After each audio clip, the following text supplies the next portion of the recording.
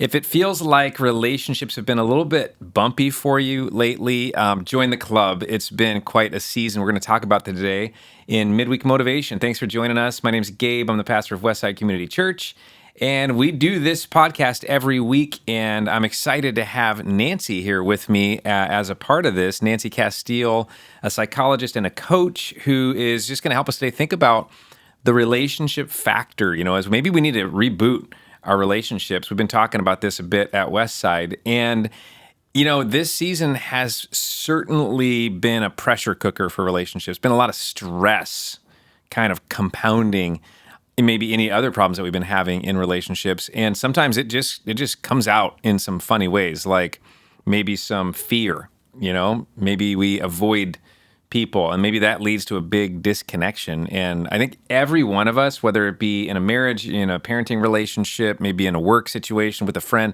we've all dealt with probably very similar things.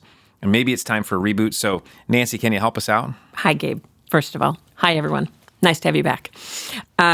Certainly, it was good. Your sermon was great on Sunday, and just having us all think about a relationship reboot, basically, and the kinds of things that can drive us to get into a fear position, that can drive us then to get into an avoidance position, and then can drive us to get into more of a disconnected position. And the dangers of that, whether it's in a marriage, it's in a parenting relationship between you and your child, or you and your parent, if it's friends, if it's coworkers, if it's in your family. Every time that we enter a meaningful relationship in our life, not like the grocery store clerk when we're buying our groceries, but, when we go and we enter into a relationship, we are signing an agreement, basically, that we're going to be vulnerable, which, oh my gosh. Kind of scary. Yeah. In some ways. Who's going to do that? Yeah. But why would we do it? Because we're social animals, Gabe. We're not people that are, we're not beings that were meant to live in isolation. Right. And, so if we're in it and we're human all at the same time, how do we show up? How do we have things be copacetic? How do we have things move smoothly? Or how do we get it back to that when it's gone awry? Yeah. Because, and certainly, again, in the last couple of years, we've had more than enough stress to have things go awry. And, one of the things that I think about the most is being ourselves, being our best selves, bringing our best selves to the table.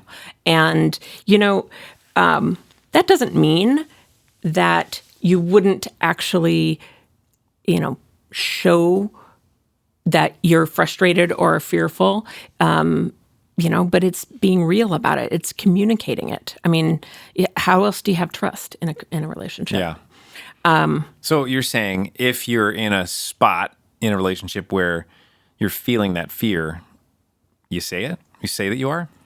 Certainly. I mean, that's one of the best ways versus like a lot of people will kind of go in with a hidden agenda. Like, I want to protect myself right now. I'm going to self-protect because I'm fearful or I'm feeling insecure about something. If you go into it and you just own it, hey, when you do this, I know that inside of me, this is what I'm thinking. This is how I'm ready to bail. I'm mad because of this. Just being really open and honest in communication, seeking to have good perspective,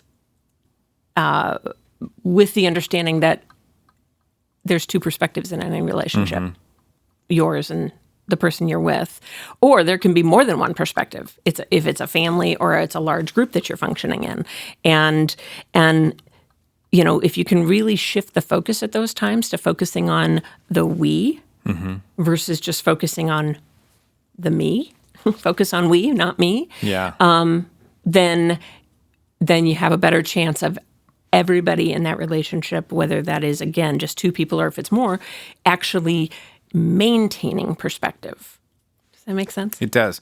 I mean, when you describe perspective, is the main shift going from me to we? Is that what you would suggest when you're in the kind of the heat of the battle in a relationship thing? Is that a perspective? What other perspective shifts might you suggest? Well, I think that's that's a good one, just to always be kind of, if you're in a relationship, with, and we're talking about with one other person, definitely trying to understand where they're coming from, explaining where you're coming from, not shouting where you're coming from, or having those hidden agendas, or assuming somebody else has a hidden agenda. Yeah. So the we, if you turn a focus back to we, it really makes you come back to that idea that we're in this together, and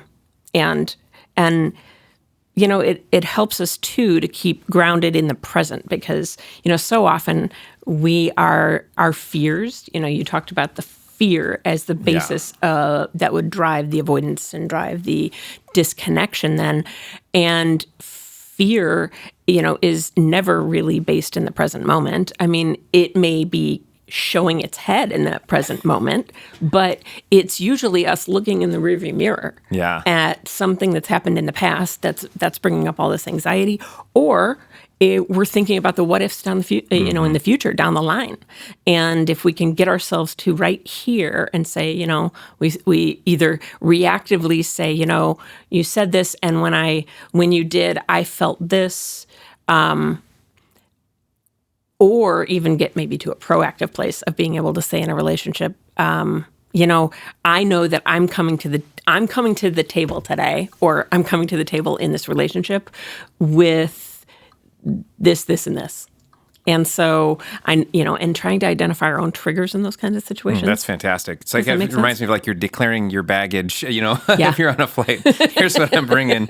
But how do you do that? You have to pay a fee for the baggage. Yeah, no kidding. How do you do that? I mean, let's just talk practically here. Let's say you're in a heated dialogue with your spouse, as an example. How do you get to the point where you have that come back to the present moment perspective? Well, wow. Well, sometimes, obviously, I think you got to take a break. Okay. Sometimes if that emotions, it's like you want to engage your thinker, because so oftentimes we are functioning in emotion far too much. Our feeler is just way out there. And it's funny because sometimes when our emotions are taking charge and our mouth is moving, it's not a good recipe. and so it's really trying to re-engage your thinker. And sometimes you got to take a break and then come back to it. But make sure you come back to it. Maybe set a time and, hey, well, let's talk again. I got to have a break for a second. But I think that I'm not being productive. Yeah. And if you can own your own stuff with that, that's great. That is the most valuable. I mean, you really just want to be, like, if we think about how to be more Christ-like, it's bringing our best selves to the table and doing well for others. But we are driven by all of our experiences and things like that. And sometimes we have to get a little reminder to. How true. I was thinking about one of my mentors once told me, if you're feeling that craziness that you just described, sometimes you just need a snack and a nap. And I think there's a lot of truth to that, where it's just maybe we're in that place and it's just not going well. And just to stop and evaluate, am I hungry? Am I tired? What else might be going on? And so I love that. And I also love what you just said about thinking how we want to be treated. Jesus says, do to others as you want them to do to you in Matthew 7:12. And what a great way that's a great perspective. Kind of a selfless perspective in all of this relationship That's reboot. the whole idea, again, sort of the way I encapsulate it into think about we versus me. Because again, when we're me focused, we're usually self-protecting. We're usually going to be on guard, and that's you're not going to get anywhere in a relationship when you're doing that. And so, if you have something that you really feel like there's a me component to this, then own it. But own it from your thinker perspective as much as you can, and not from an emotional base. I have an issue with this because, not why do you do that? Or what? Why aren't you listening to me? Or whatever that is. I love that. The because makes, for me, as a participant in conversations, that I love the way that kind of feels. Just listening the because there's some logic to it. It's like, okay, you're helping me understand where you're coming from, and that's valuable in those moments. Yeah. I mean, and own your vulnerability. I mean, we all, no matter how tough you are, we all have vulnerabilities.